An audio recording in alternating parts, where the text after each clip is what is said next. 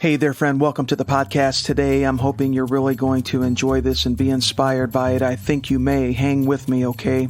I have a prayer at the end. I'm going to pray a 60-second prayer over you on today's theme at the end, and we can agree in prayer together. Prayer is really what moves the needle. Now, I bet there is something in your life that you need to accelerate big time, that you need to see move fast, some high leverage energy that you need on something. And we're starting a mini series today on 52 days, how to push for 52 days to accelerate. Maybe it's a need, a challenge that you need to address. Maybe it's an opportunity that you need to exploit in the good sense. Maybe it's a horizon you need to pursue and get closer to, a door that you need to go through. We are going to be looking at Nehemiah in the Old Testament. They rebuilt the walls, the torn down walls of Jerusalem in a period of 52 days. It was record breaking. It was extraordinary. And we can see templates there. We can see a kingdom protocol. We can tease out principles that we can actually move on. Remember, kingdom principles without the prince, that's really not what we're looking for. We're looking for the prince first, Jesus Christ himself, the Prince of Peace, and then act on and activate the principles that he has for us in his kingdom. Welcome to the episode. It's 250, and you can see the show notes page for links and to take things further on this theme at JesusSmart.com/250. I'm convinced that Jesus Christ knows how our lives work best. Yes, he's our Savior and our Redeemer. He's also passionate about developing us as his followers, as intimate friends, and co-agents in his kingdom. Have you ever thought of yourself as a co-agent in the kingdom of Christ? Jesus knows how life works best, and he's looking for partners to advance his kingdom. Now, there's so much to glean from this account in early Nehemiah in the Old Testament, and we just need to get on our knees, I think, maybe on our face or stand on our feet, however you engage the Lord in prayer, and ask him to open up revelation for you in the book of Nehemiah. We're going to do our best to examine some patterns and some templates there and some what I like to call prayer architecture, praying the word of God directly over your life, over your greatest need, your greatest opportunity. And we can ask the Holy Spirit, what do you want me to target? What is that one leading thing that you want me to target over a 52-day period to accelerate? You can start this at any time when you hear this.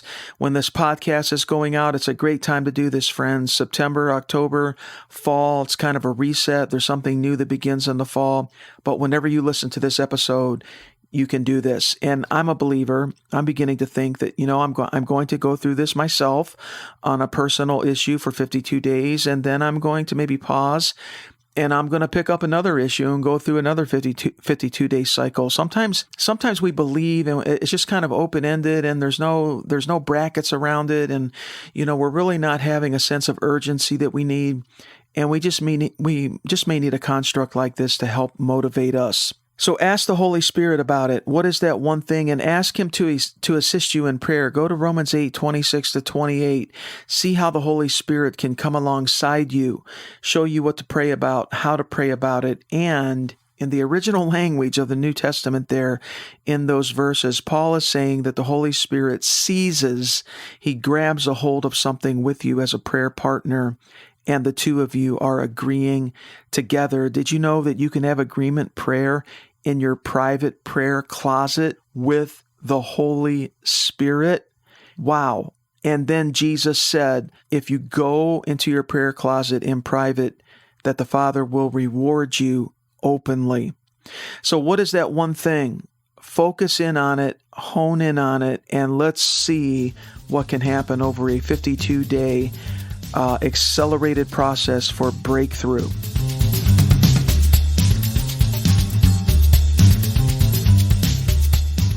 The very first insight that I see right in the first chapter of Nehemiah, verses 3 through 4. Let me read these verses to you, and then I'll touch on the insight.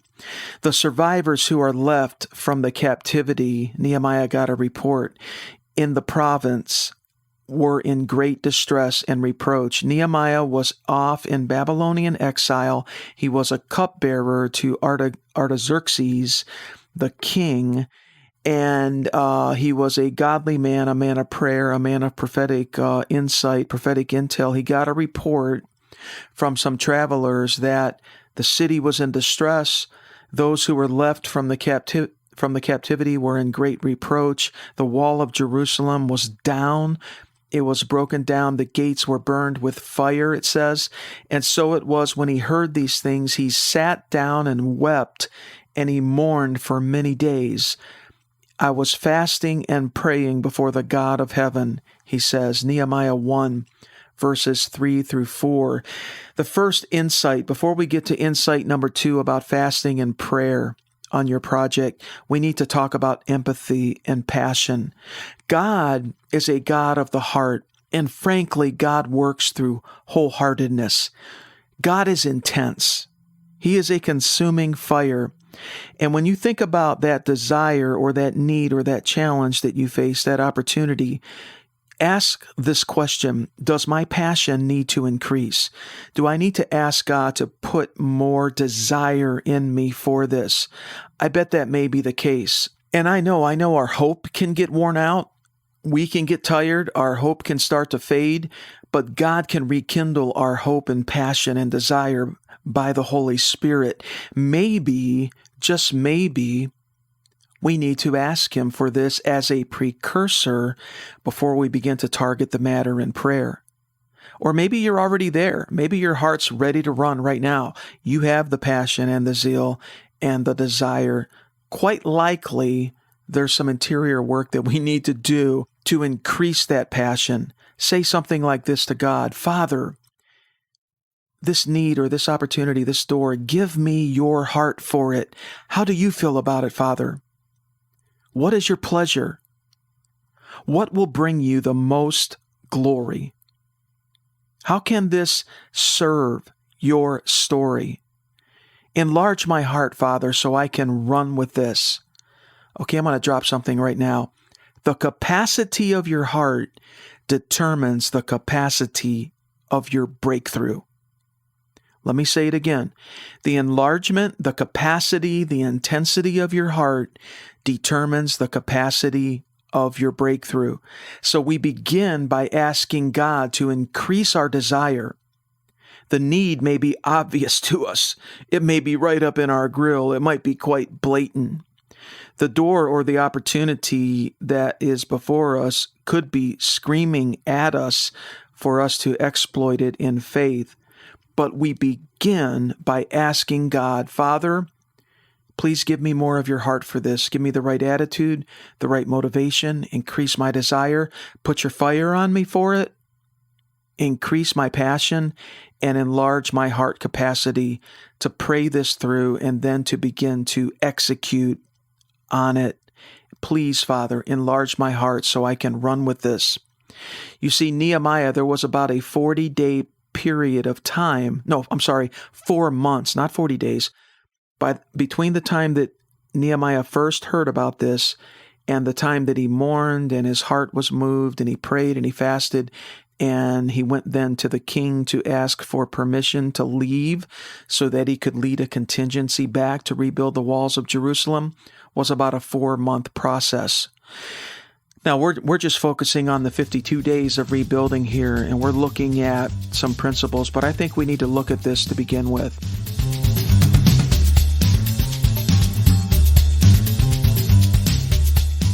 Now, Nehemiah had what I'm calling kingdom orthopathy.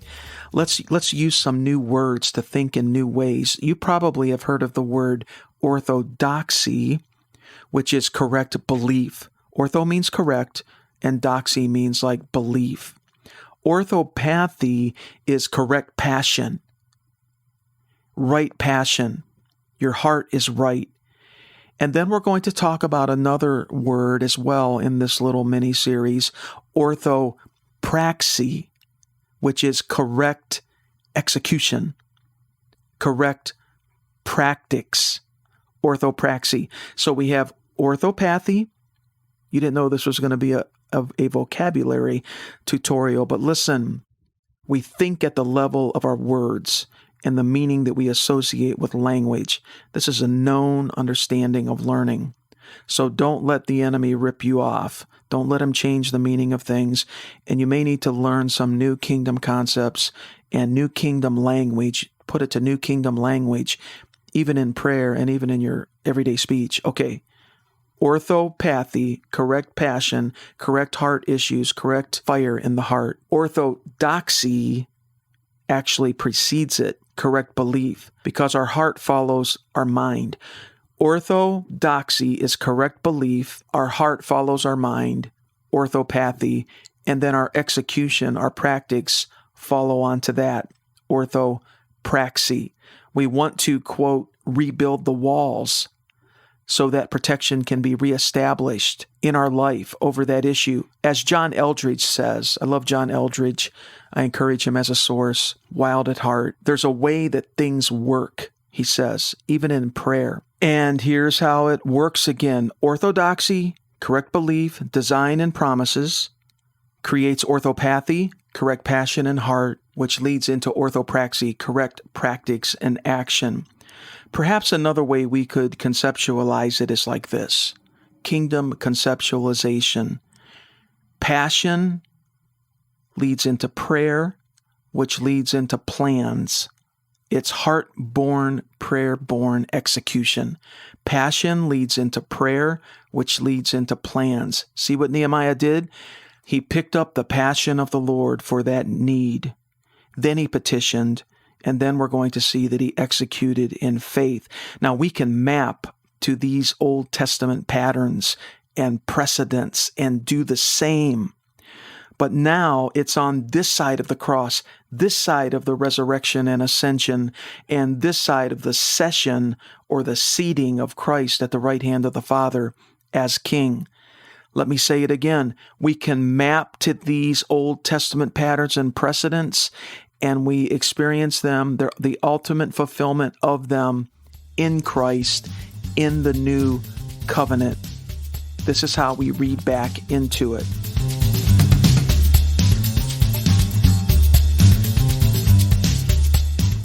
So are you with me on this? Is there something you need some high leverage action on? Do you need acceleration? Let me share a pro tip with you right now. The devil is moving at warp speed. He's playing with a sense of urgency. We have to meet urgency with urgency. Let me say it better. We need to trump the urgency of darkness with the transcendent urgency of Christ energies and the kingdom of God, like lightning. So what is wanting to happen from heaven's point of view over you?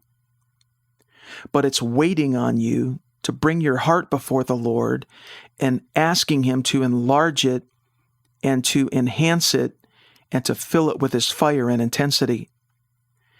This will likely, maybe definitely be uncomfortable in the natural man. There will be stretching and then pushing. But we all know this, my friend. The best things are on the other side of discomfort. You can take it to the bank, as they say. The best things in life, the best things in your kingdom career, your kingdom development are on the other side of discomfort. And it's just the same for me. And God can comfort us through the process. By His Holy Spirit, He can comfort us through the process of belief and transformation and breakthrough. Now, let me share another pro tip with you. I'm sharing pro tips like I'm a great pro. It's not that. It's just a way of saying it. Okay, but let's get pro in the kingdom, if you know what I mean. Let's try to get pro here. You just don't pray. You are the prayer. When you begin to understand that, the game field changes for you. You don't just pray. You embody the prayer. You become the prayer. Prayer is not merely transactional. Prayer is transformational. In the private prayer closet and in that space where you're agreeing with 2 or 3 others or more in agreement prayer, there is transformation. There is embodiment of prayer. You become a living, breathing, 24/7, 365, walking, downlink, intercessor. I'm searching for ways to say it. You're a point of contact for heaven on the earth. And then out of that, we can move into prayer-born activity. We can rebuild the walls of protection. We can fill that city again. You can receive that promise and experience it. You can exploit that door, that opportunity that's before you. And you can see that space filled when you firstly rebuild the walls for protection. You can see that space within the walls filled with promises fulfilled.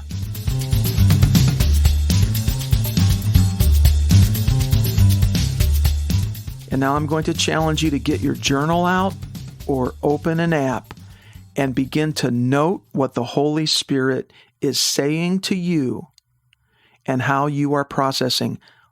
Why not? What do you have to lose? Why not try to pick up your pace and your stride? Why not see if you can ride the lightning of God on something, right? Can I pray for you for 60 seconds? All right, I'm looking at my watch. Father, in the name of Jesus, we agree together. I pray for my friend. I pray for those who are listening, and I include myself in this prayer. I include my wife, our daughters, and people that I care about. I pray in the name of Jesus, Father, Holy Spirit, that you would show us what we should be targeting right now. What is that top line concern? What is the top line issue on your heart for us right now? It can be very practical, my friend. It can be well-being. It can be money. It can be it can be something in your church, something in your kingdom career. Father, I pray that you would show us, that we would agree with you, Holy Spirit, that you would put your fire on us and put your lightning under us, God. I pray that you would put the steeds of heaven, the fast horses of heaven under us. May we ride prosperously and in an accelerated way with you. I pray that these next 52 days would be lightning, Father, in Jesus' name. That you would put your pace and your grace on us in the name of the Lord. We receive it, Father. Thank you, Lord.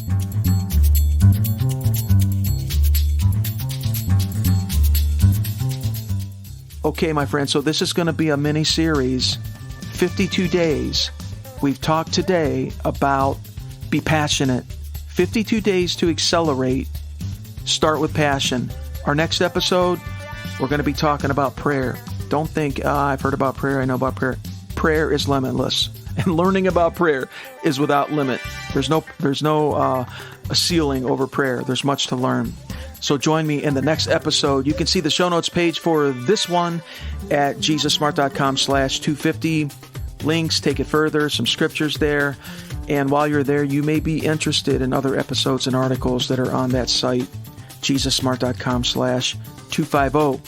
Hey, would you pass this along to someone you know that you think would enjoy hearing this and value this at this point in their journey? The future belongs to Jesus, but so does the now. And Jesus is Savior and Lord, but He's like breathtakingly brilliant, and He can keep the devil back on his heels. Walk with Jesus. You're going to progressively catch His brilliance in a unique way as you learn from Him. We'll see you next time.